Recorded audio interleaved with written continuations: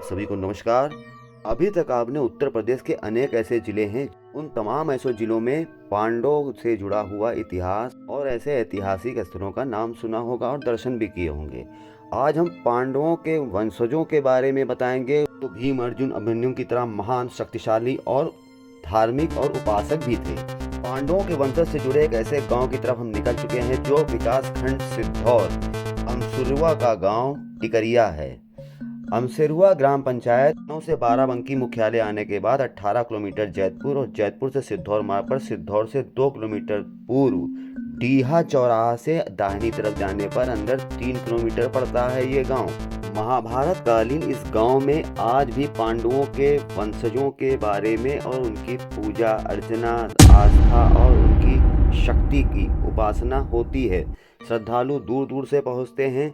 ये प्राचीन होने के साथ कोई मामूली स्थल भी नहीं है। श्री बाबा आस्तिक का मंदिर एक ऐसा मंदिर है जहाँ पर जीवन मिलने का काम होता है। हर तरफ से हार चुके व्यक्ति को यहाँ पर जीवन मिलता है, मौत के मुंह में जा चुके व्यक्ति को जीवन मिलता है। ये स्थल बाबा आस्तिक के नाम से मशहूर है। कई स्थानों पर लोगों से मिलने के बाद, जानकारी करने के बाद और ऐसे प्रमाण मिलने के बाद यहाँ की शक्ति का जब हमने काफ़ी चर्चा सुनी और लोगों की आस्था जानी, तब हम यहाँ पर ढूंढते हुए इस स्थल को पहुँचे। यहाँ पहुँचने के बाद हमें रोचक तथ्यों के साथ हैरत अंगेज करने वाली कहानी सुनने को मिली, जिसे सुनकर आप भी अचंभित हो जाएंगे। ये देख रहे हैं आप, ये स्थल है बाबा आस्तिक का, बहुत ही शक्तिशाली स्थल माना जाता है। लोगों की अटूट आस्था है। अमोघ शक्ति वाले, जीवन देने वाले इस स्थल के बाबा आस्तिक को मेरा प्रणाम। दोस्तों, ये स्थल बाबा का है, यही बाबा का आस्तिक का स्थान है। इसी की पूजा अर्चना होती, यहीं से भभूत लोग लगाते हैं, जिसके बाद जीवन दान मिलता है। किसी को भी कितना भी जहरीला सर्प अगर काट ले, अगर यहाँ पहुंचकर वो स्नान करके यहाँ की भभूत अपने शरीर पर लगा ले, उसको तुरंत जीवन दान मिल जाता है। यही वो कारण है कि लोग यहाँ पर आते हैं और अपनी आस्था प्रकट करते हैं। दाहिनी तरफ यहाँ मंदिर की समिति के नाम लोगों के लिखे हुए हैं। अब आपको बाबा आस्तिक का परिचय देते हैं। यहाँ पर बाबा आस्तिक का परिचय भी अंकित है। आस्तिक ऋषि जरातकारु मुनि के पुत्र थे। इनकी माता का नाम मनसा देवी है, जो वासुकी नाग की बहन थी। राजा जन्मेजय ने अपने पिता परीक्षित की मृत्यु का बदला लेने के लिए सर्प यज्ञ आरंभ किया। सांप आकर यज्ञ में मरने लगे। तब नागों के राजा तक्षक एवं वासुकी नाग मनसा देवी के पास पहुंचे और सर्पों को बचाने को कहा। माता मनसा देवी ने आस्तिक मुनि की राजा मेजो को यज्ञ में भेजा। वहां जाकर आस्तिक भगवान ने यज्ञ को रोक लिया और राजन, आज से कोई भी सर्प मेरे नाम लेने वाले को नहीं काटेगा। जो मेरी आज्ञा नहीं मानेगा, उस सर्प के मस्तक के 100 टुकड़े हो जाएंगे। इस प्रकार आस्तिक भगवान ने जीवन रक्षा का भार हाथ लेकर राजा का यज्ञ पूर्ण करा दिया था। आप सभी को नमस्कार। दोस्तों, आज हम एक ऐसे ऐतिहासिक स्थल पर पहुंचे हैं जो महाभारत कालीन है। महाभारत में अभिमन्यु के बाद उनके पुत्र राजा परीक्षित से जुड़ा यहाँ का इतिहास है। और नाग देवता वासुकी से इस स्थान का क्या संबंध है, इस बारे में आपको बताएंगे। आप आश्चर्यचकित होंगे कि एक ऐसा स्थान है जहाँ पर जहर को मात्र स्नान से ही दूर कर दिया जाता है।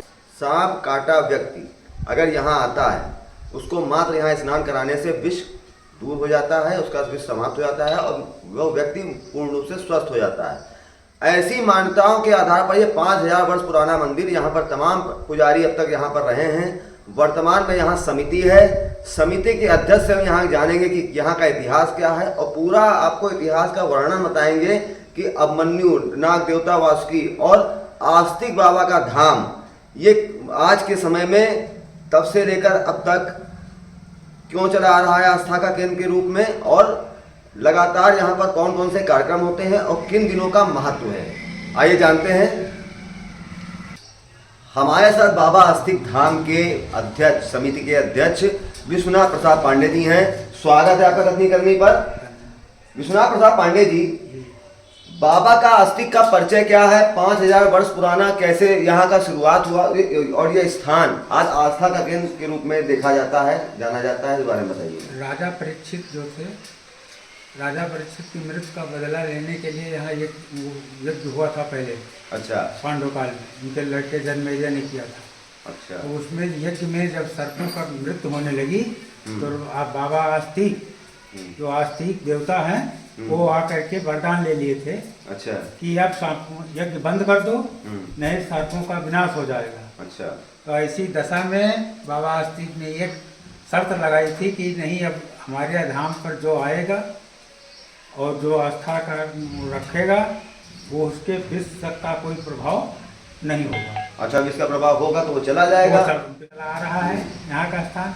यहाँ पर सर्प काटने पर लोग आते हैं, स्नान करते हैं। अच्छा। बाबा को माथा मात्र स्नान करने से? मात्र स्नान करते हैं और माथा टेकते हैं। भभूत प्रसादी के रूप में भभूत जो मिलती है उसको लेते हैं, लगाते हैं शरीर में, ठीक हो जाता है। अच्छा, कोई मतलब मंत्र तंत्र जादू टोना कुछ नहीं, केवल स्नान। ऐसे आमतौर पर बहुत जगह ऐसा होता है झाड़ फूक करते हैं। ना कुछ आए केवल इनके सामने स्नान करें, बस इसी हैंड पाइप से स्नान करता है। यहीं के जल से स्नान कर लिया, यहीं के जल से और दर्शन कर लिया, उसका और प्रसाद चढ़ा दिया। प्रसाद चढ़ाओ, उसकी इच्छा नहीं लो, भगवती जो कुछ हो ना करे, इच्छा अनुसार। ये जो बाबा की मठिया बनी हुई है, हाँ। ये बाबा आस्तिक की है कि या किसी पुजारी की है? बाबा आस्तिक के नाम से यहाँ पर हवन किया जाता है। अच्छा, और मठिया किस रूप में देखी जाए? वो स्वरूप मठिया वो किसी रूप में नहीं है। अच्छा। वो पूजा करने का स्थान है, बाबा आस्तिक का स्थान मान बस स्थान। जैसे अन्य मंदिरों में भगवानों की देवी देवताओं की प्रतिमाएं होती है, यहाँ पर केवल उनके नाम से पूजा होती है, हवन पूजा होती है जी। वो स्थान है, ये स्थान है, बाबा आस्तिक का स्थान है। हाँ। इसीलिए धाम है। 5000 वर्ष हो गए इस बात के। बताते हैं आस्तिक ऋषि जराकारु मुनि के लड़के थे। इनकी बहन का नाम मनसा देवी था, जो वासुकी की नाग की बहन थी। राजा जन्मेजय ने अपने पिता परीक्षित की मृत्यु के बाद बदला लेने के लिए सर्पों का यज्ञ आरंभ किया था। आरंभ किया था। उसी समय से यहाँ पर उपासना पूजा होती चली आ रही है। तभी से तो इस बात के तो राजा परीक्षित अभिमन्यु के पुत्र थे, जो अर्जुन के पुत्र थे अभिमन्यु, उनके पुत्र थे परीक्षित राजा। ये पूरा यहाँ का इतिहास है जी। तो इसीलिए यहाँ पर लोगों की आस्था है। इसी से अच्छा, यहाँ पर जो सांप काटा होता है, जैसे क्या कोई समय है कि इतनी देर के अंदर यहाँ पर आके स्नान कर लेता? नहीं, वो मृत्यु होने के बाद आएगा तो नहीं ठीक होगा। नहीं, मृत्यु होने के बाद नहीं। जैसे सांप काटा है तो कितनी देर में उसको तुरंत आना है यहाँ पर? आना है, हाँ। मान लीजिए कोई बहुत 200-500 किलोमीटर दूर हो तो ज्यादा दूर से आएगा तो रास्ते में समाप्त हो जाएगा। अच्छा। यहाँ मतलब ये रहता है कि वहाँ से आते समय बाबा का नाम लेता हुआ यहाँ तक आने की कोशिश करें। आ जाए, स्नान किया और ठीक हो जाए। अच्छा, तो यहाँ पर कहाँ से लोग आते हैं? बहुत दूर से आते हैं। अच्छा, मेले के समय ज्यादा लोग आते हैं कि ये बरसात के समय सांप काटने के प्रकरण ज्यादा होते हैं? उसमें भी रोज डेली आते हैं 2-4-10 लोग। अच्छा, 2-4-10 लोग डेली? गर्मी बरसात में 2-4-10 लोग तो डेली रहते हैं। अच्छा, और मेले में तो काफी भीड़ होती है, हजारों की।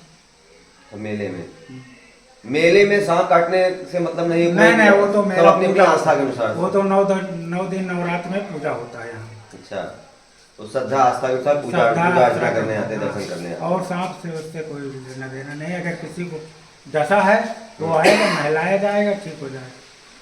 चाहे जो दिन हो, चाहे जो महीना हो, दिन हो, रात हो, कुछ हो।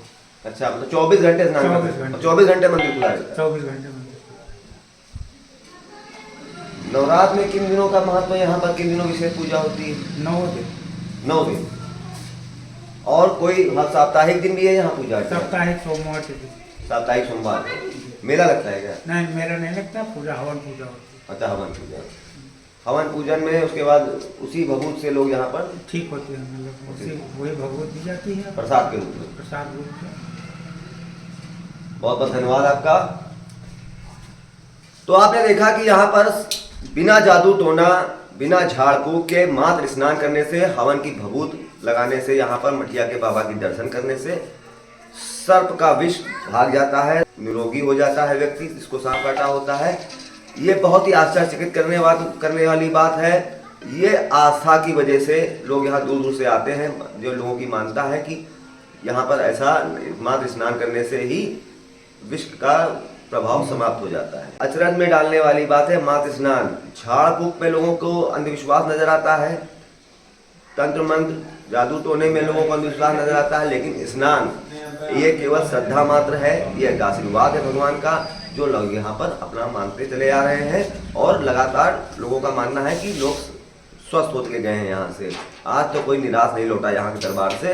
कथनी करने के लिए मैं दिनेश श्रीवास्तव तो फिर मिलता हूँ आपको एक विशेष स्थल के साथ। महत्वपूर्ण तत्व को उजागर करने के लिए मैं फिर निकलता हूँ नए सफर पर। नमस्कार।